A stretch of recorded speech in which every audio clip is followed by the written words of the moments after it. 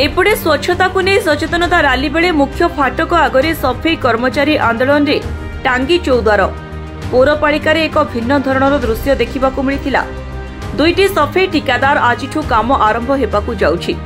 अन्य पक्षरे पूर्वरु अंचलर अलिया आवर्जना उठाउथिबा महिला संगठन गत 3 वर्षरु अधिक दायित्व रे थिबा बेले पौरपालिका सेमानंकठारु दायित्व काढी आनी दुई ठिकादार को देछि। फल ठिकादार 30 जन महिला बाद दे नुआ कर्मचारी रखिबा पाखरे घटनास्थल में युव विधायक सौभिक विश्वाल पहुंची सेमानंकर अभियोग शुणी ठिकादार को तागिद करथिले और समस्त महिला मानकु चाकरी रखिबाकू निर्देश देथिले और आंदोलन रो सेमाने हटिथिले। एहा परे सचेतनता रैली आरंभ होइथिला। एही कार्यक्रम रे निर्वाही अधिकारी पौराध्यक्षा मानसी स्वर्णप्रभा सामल, उपाध्यक्ष शुभेन्दु सामल, सुब्रत सामल और अन्य पारिषद माने उपस्थित रहिथिले।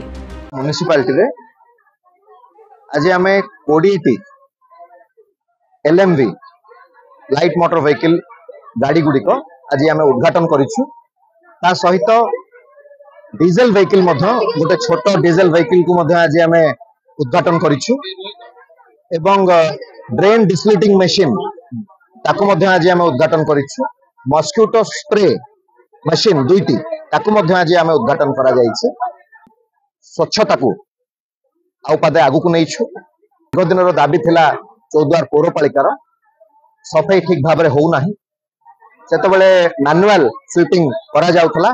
एबे घर को घर प्रत्येकटी डोर स्टेप रे आम गाड़ी पहुंचबो। दुईटी एजेंसी को दायित्व दिया जायछि।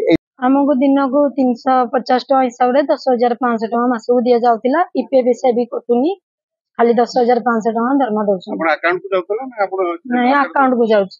अभियोग कले किए बा सुनुची केही सुनु नांती। सब बेले हमें आसीजु केते थर अभियोग करजु जे हमर दरमा बढ़ा जाऊ ना, सियाडू बढ़िनी, ऊपर बढ़िनी, संस्थार बढ़िनी सेमती कहउछंती आ हम सुनुचु जाउजु।